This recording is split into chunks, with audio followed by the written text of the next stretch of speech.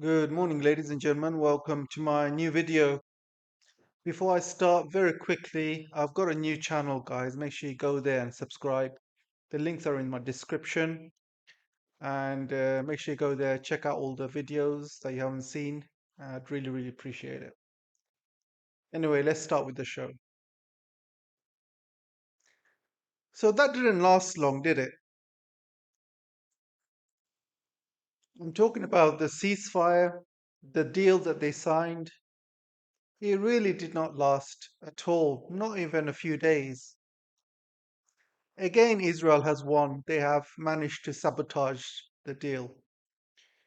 And the United States have allowed it to happen. Trump has allowed it to happen. Trump, I've seen him on some interviews today, giving interviews, and the reporter asked him, do you have total control over Netanyahu? Can you stop the Israeli attacks on Lebanon? And Trump was like, yes, I tell them what to do. I am the boss. They listen to me. Those were his words. And after the interview got aired, over 100 different attacks happened in Lebanon, with Israel dropping bombs and taking more territory. Obviously, Hezbollah attacked as well, but they did it in their own land.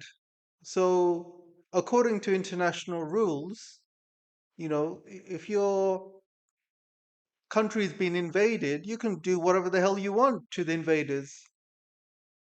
So Hezbollah are the real resistant fighters. They are fighting for their lands. And Israel again is playing victim. They had some soldiers killed in Lebanon territory, by the way, Lebanon territory. And they go on the news. They're all over social media and all over the news saying, oh, these Hezbollah terrorists killed our troops. Many died in tanks and, many got injured. I think around 4 died in tanks, to be honest, but there could be more. They have not released all the names. But can you see how they're playing victims? How can you, as an invader, go to another country and then cry when your soldiers get killed? Just doesn't make any sense whatsoever, guys. So Iran has recently sent a statement out saying the 0 hour has arrived and the launch platforms are taking firing positions towards Israel. So there could be some attacks on Israel in the next few days. We'll see, guys. We'll see what happens. Already, Trump has given up. You see, Trump has um, Trump has sent this tweet out today. He said, "We didn't meet out of desperation. Iran did. They are finished. We'll play out the 60 days. They get no money, not even 10 cents."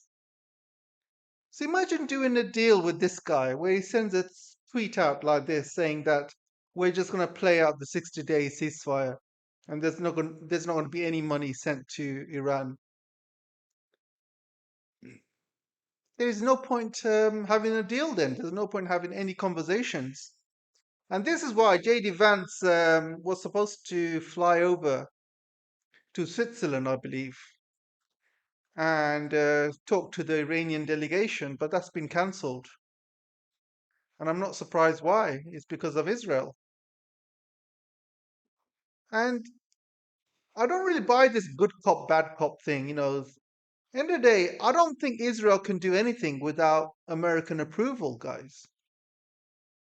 End of the day, American taxpayers pay for Israel. They pay for Israel's bombs, they pay for Israel's weapons, they give lots of money to Israel. All these settlers that live in Israel, they have free healthcare, they don't work, they get subsidized by the government, they get free property, obviously Palestinian property, and the American taxpayers pay for it all.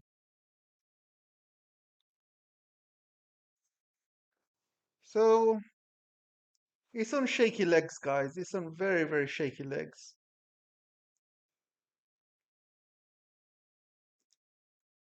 However, Trump is in a losing position here. And he's in a losing position because I think he opened his mouth and he admitted something he shouldn't have.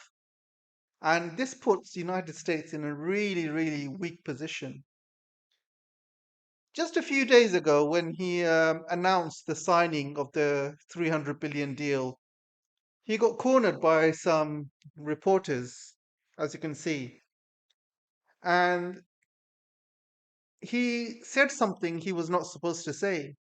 He said that United States has only got 4 weeks left of reserves, and if he didn't do a deal with Iran, then the whole global economy will just collapse.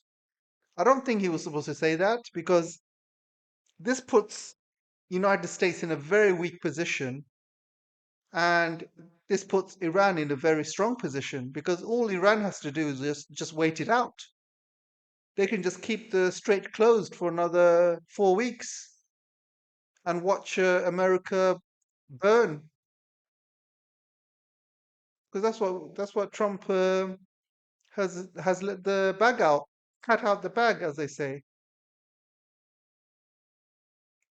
So it's in Iran's interest to wait it out longer. It's not in American interests. And I'll tell you something right now, guys. Iran has been living under sanctions for over 50 years. People are under severe hardships for years now. So they can live under, tough conditions. It's not a problem. But can the West live under tough conditions? Because the West has been having, you know, a cushy life, I would say, for the last 100 years or so. People have been having great lives. So if there's an economic collapse, then what will they do? They're not used to living, tough conditions like Iran. Do you think Americans can live like Iran for the next 50 years? I don't think so. There would be absolute mayhem in the streets. There will be riots, there will be civil wars. So yeah, I think when Trump said that thing about the 4 weeks of reserves left, you can see Rubio's face. Rubio's face just dropped. And that's when you know that Trump said something he's not supposed to say. He literally did let the cat out of the bag there. So yeah, I'm not sure what's going to happen, but one thing's for sure: this ceasefire is not going to hold, and it's already broken by Israel many times. There's no obligation for Iran to hold it, and Trump just admitted in his tweet that you know, he's got no desire to keep up with his end of the bargain. So that's the problem. That's the problem you have. You have three parties, all with their own agendas, all pretending that they've won, and the whole world will suffer for it. I think what I think the only way this war will end is if somebody takes down Israel. That's the only way. And if there's only reserves for that last for 4 weeks, and not only will this affect America, it will affect the whole world. I think the whole world should just get together and take out Israel. Because Israel's obviously the guilty party here. They keep breaking ceasefires. So if America's not going to do it, let the rest of the world do it. That's the only way, it seems like, guys.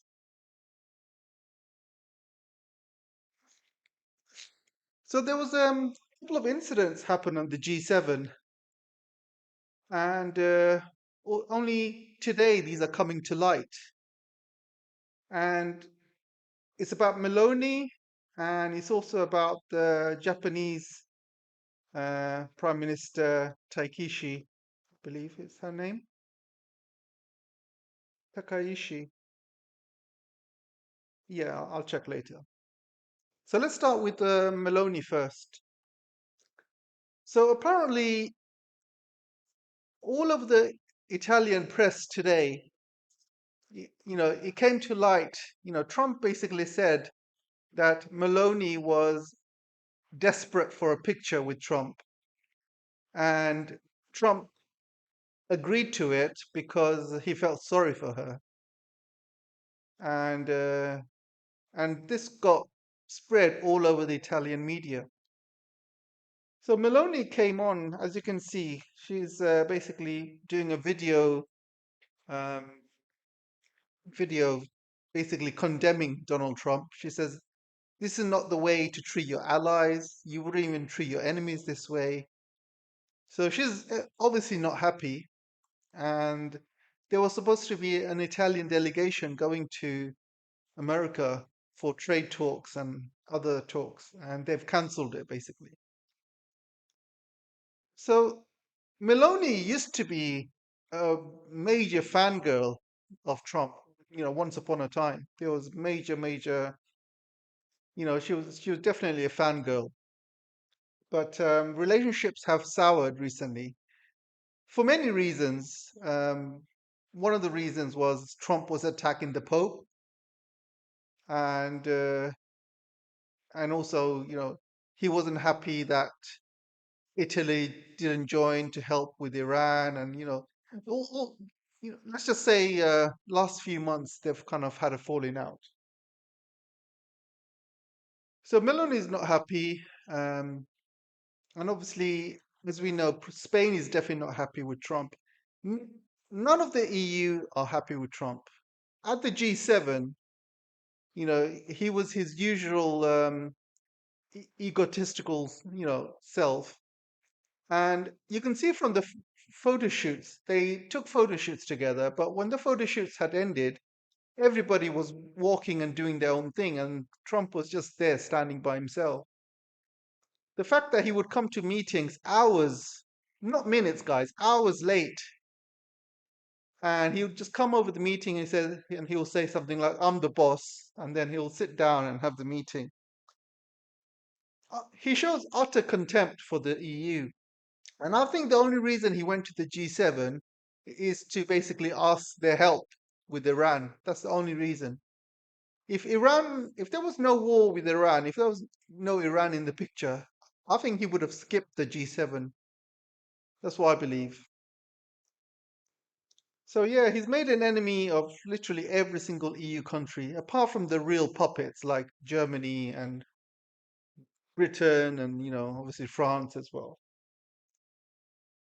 But my opinion is Italy have put themselves in this situation and it's their own fault. It's Meloni's fault, it's Italy's fault that they are in this situation. And why? Because a lot of you don't remember this, but Italy was one of the first European countries to sign up with the BRI, the Belt and Road. And they had so much stick from the Americans and the other Europeans for it. And within like a year or two, they'd even they'd even let the BRI mature. Within a year or two, they pulled out because of American pressure and also pressure from other Europeans as well. And they pulled out, and their excuse was, "Oh, we didn't get the benefits that we were looking for with the Belt and Road." How do you expect to get benefits if you do not give something time? How do you expect to get immediate benefits from the Belt and Road? Belt and Road is a long-term project. China didn't get immediate benefits. They've spent 20 years developing the project, and it's only now, it's starting to make a profit. But it's just an excuse the Italians were making. So they cut the Chinese off, and they put all of the eggs on one basket, which was the Americans. And look how Donald Trump is treating the Italians now. I bet they really regret it now. This is the problem with Europeans. Very short-term thinking, very, you know, uncritical mind thinking. I'm trying to think of a word which is similar to uncritical. Let's just say very short-sighted. And this is how rest of the Europeans are, guys.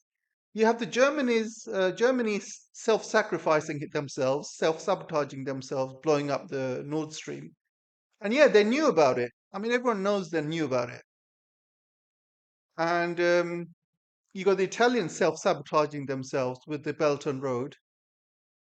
And this is what they do, these Europeans. They cut their links with the second largest, or even the first largest, if you count it in PPP terms, the first largest economy in the world, and the largest growing economy in the world, and the biggest market in the world, which is China.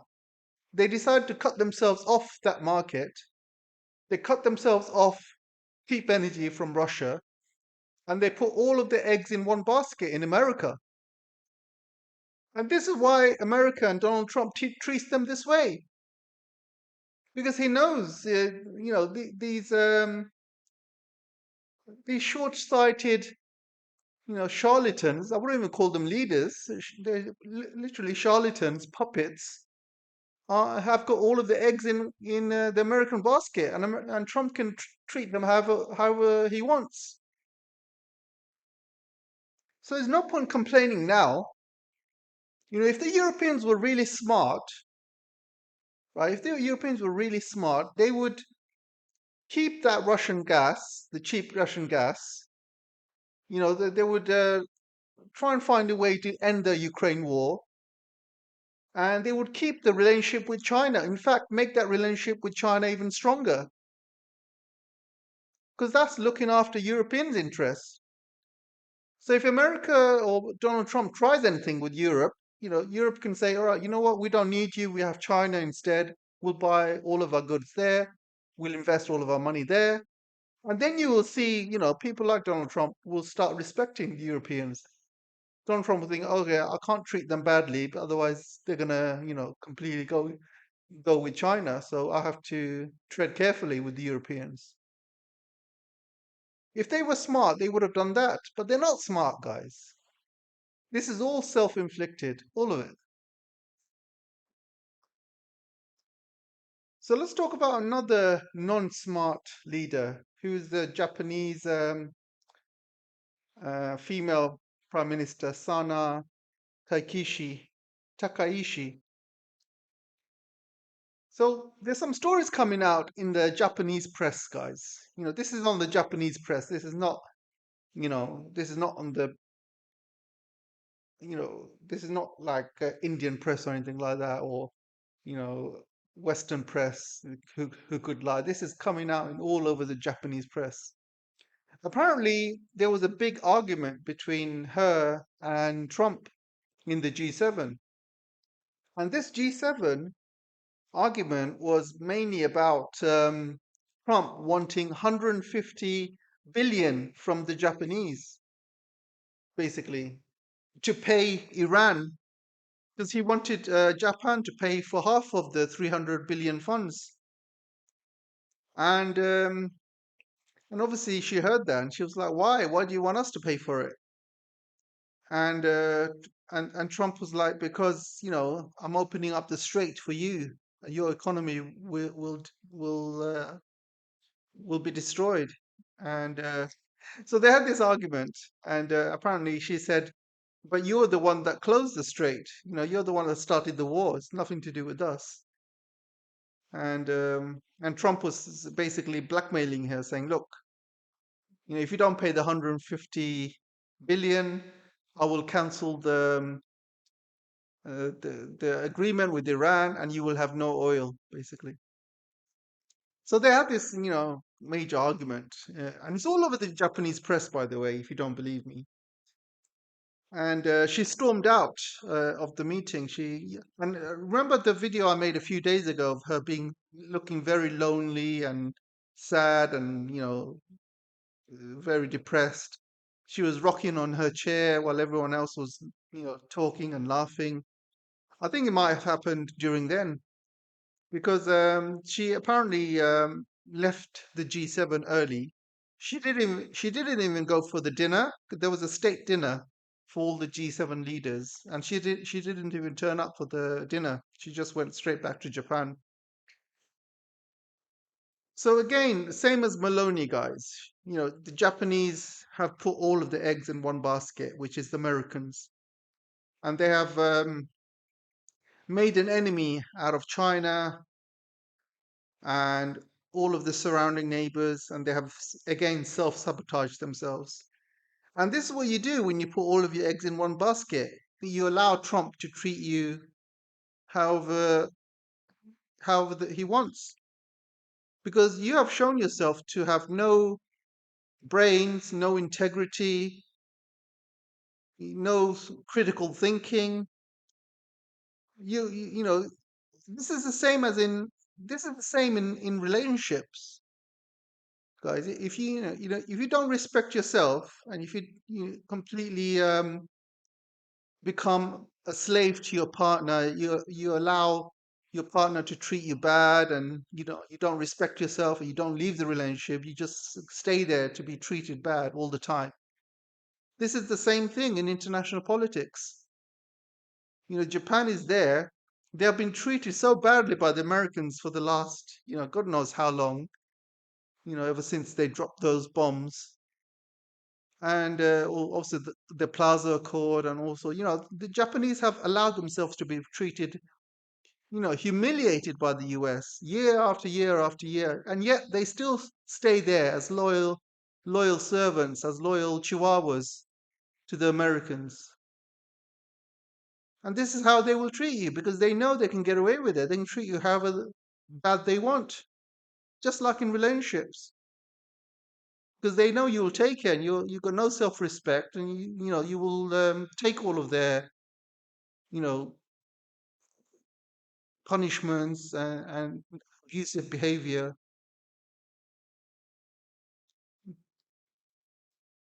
Anyway, let's move on, guys.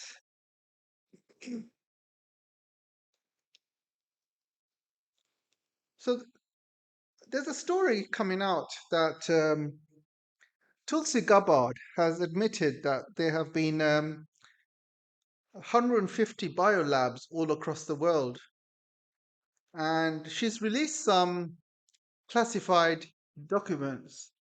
And these classified documents have shown that, I can't even say the word, because these words are very, very dangerous on YouTube. If you say it, you get an immediate ban. So many channels got banned because, just saying the word. But this is that certain disease starts with C, ends with 19, and China was blamed for it. And you guys remember when Trump was blaming China, he was calling it the Wuhan virus and all sorts of stuff. And then suddenly he went quiet. He doesn't blame China for the virus anymore. None of the world do. Everyone's suddenly quiet. So why are they all quiet all of a sudden? Why are they not? If they believe that China did it, then why are they not pursuing China anymore? Because I'll tell you why. Because they are guilty. They are guilty themselves, and there's evidence that Tulsi Gabbard has released to show that it was the US that did it. Obviously, I cannot go into detail um, because talking about it gets you completely banned. But I will leave the information here for you guys, and you can do your own research. But if you guys do your own research, just search for Fort Detrick and do some research on the kinds of experiments and the viruses and stuff they were doing in that US military base. And that Fort Detrick is in the files that Tulsi Gabbard has released. So if you guys are interested, do your own research, guys. And if you want me to point you in the right direction, I will. I'm not here to basically talk about the whole process because it's been done and dusted by many people. So I don't want to kind of revisit it over and over again. But it's important because it's only today that Dulce Gabbard has released this information, and I think it is important because China has been blamed for it for years. And China has suffered for it because of all the blaming that happened. Chinese all around the world got used to get beaten up for it.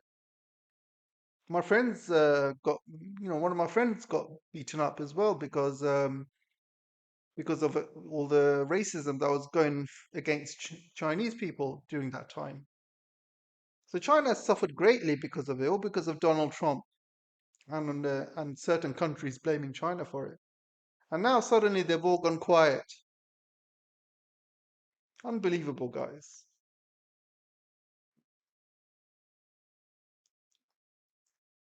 And talking of blaming and shaming, so the US cannot, take China's basically technological advances. They cannot, you know, believe it.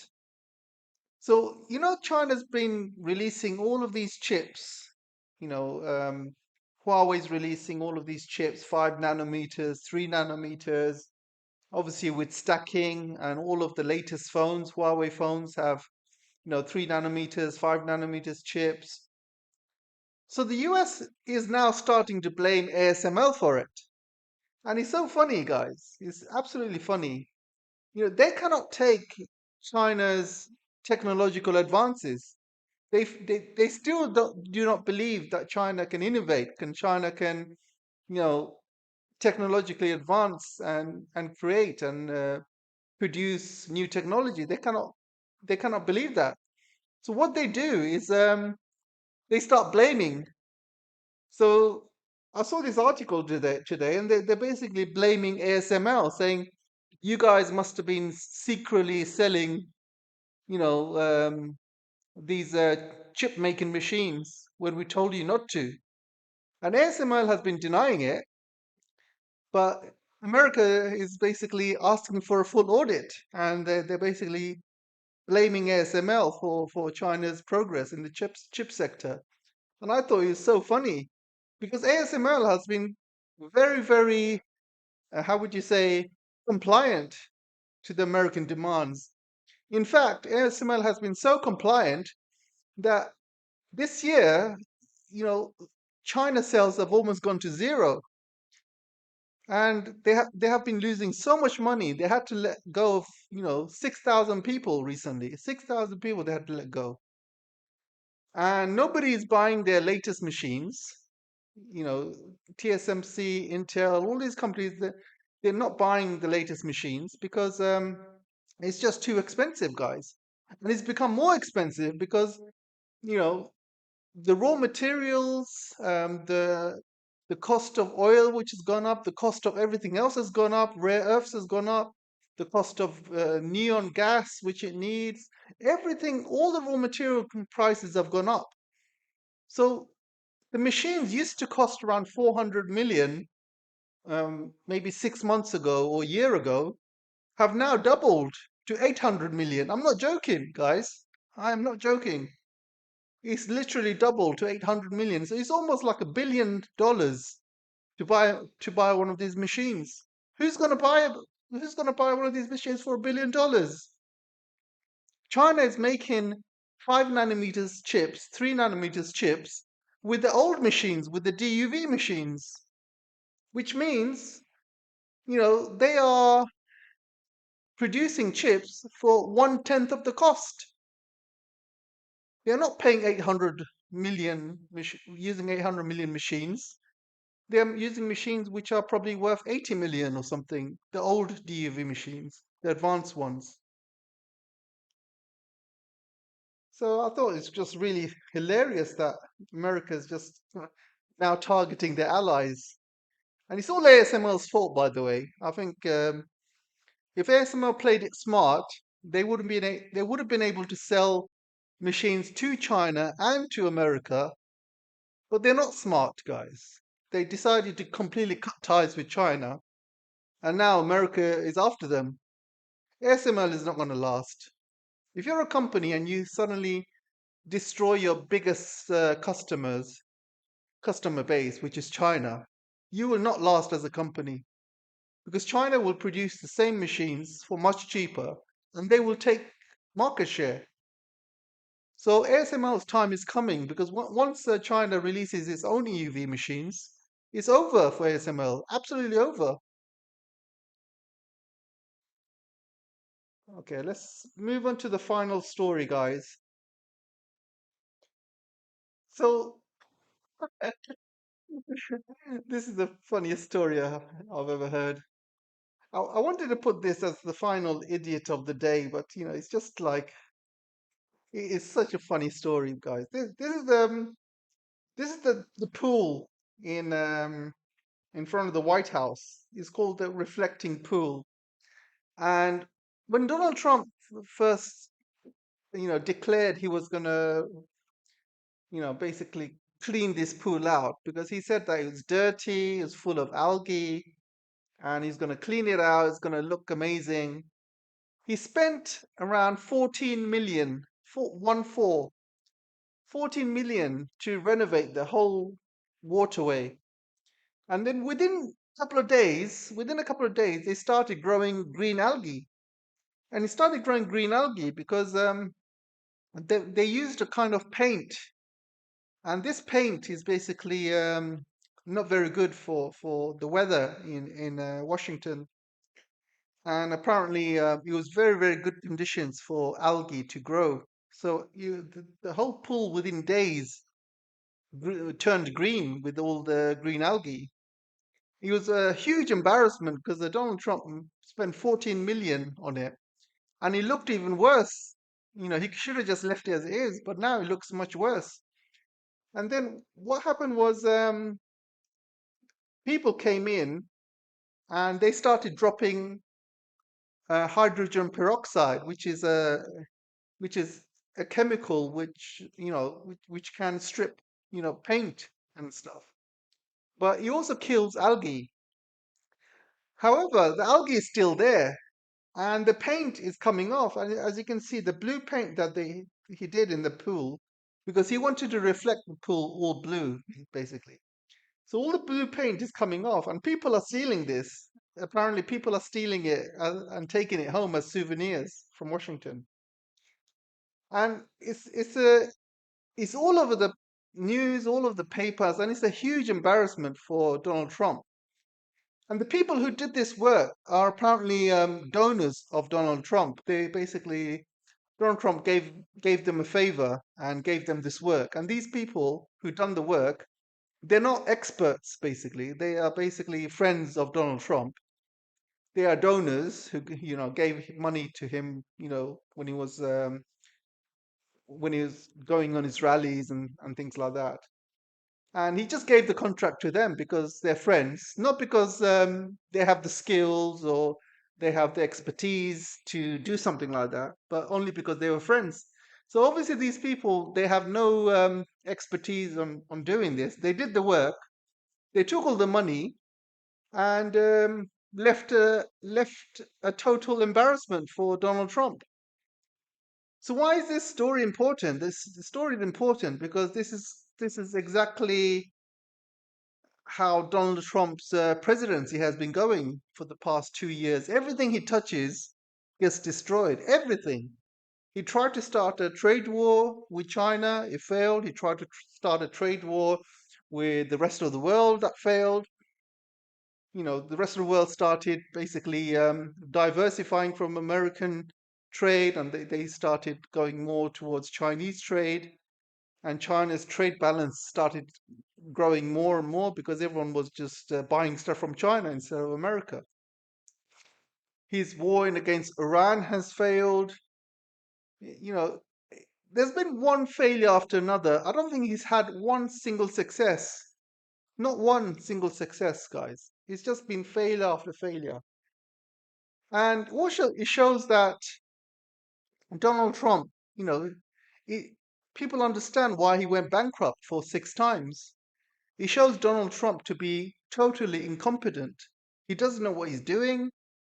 His Art of the Deal book makes it's just a scam piece of paper. It doesn't mean anything, and it just shows that he's just doesn't know what he's doing. He does whatever the hell he wants without thinking about the science, without getting the right people for the job. He just puts whoever is close to him for top jobs, and that includes people like Jared Kushner, Steve Witkoff. He sends them off to have nuclear discussions with Iran when these guys have no skills whatsoever. They have no foreign diplomatic skills. They have no skills to discuss about nuclear issues. They don't know anything about nuclear, work or nuclear reactors. And he's sending these guys out to do international diplomacy, and they come back with a war. I mean, you cannot make this up, guys. And this whole thing, it just shows the total failure of the Trump administration for the last 2 years. And I think people understand what a big scam artist Donald Trump has been. And it's just been one failure after another. And his whole presidency will be known for big issues such as this. Like 14 million he spent for nothing. He's also spending half a I think half a trillion on a ballroom as well. And he initially promised, private investors would pay for it. He would pay for it. But now the stories are coming out that taxpayers will have to pay for it. Half a trillion, guys, it's gone up to. It's keep ballooning, keep going up and up and up. So it just shows Donald Trump to be totally incompetent with money, with power. He doesn't know what the hell he's doing. And the taxpayers are just there to basically pay for his luxury while they're the ones that suffer. And even today, he got out of a plane that was given by Qatar. Qatar gave him a 400 million plane, and he's going to use that to become, he's going to use that as an Air Force One. And he's also going to spend hundreds of billions doing that plane up. He's going to basically renovate that plane, use hundreds of millions of taxpayers' money, and at the end of his presidency, he's allowed to take the plane. This does not belong to the American presidents. Qatar gave that gift to him, so he's going to take that plane at the end of his presidency. So yeah, you see, it's just corruption, guys. Pure corruption. I don't know how he gets away with it. And let's not even talk about the insider trading stuff. But yeah, crazy. Anyway, that's the end of today's video, guys. Let me know what you guys think, and I'll see you in the next one. Take care for now.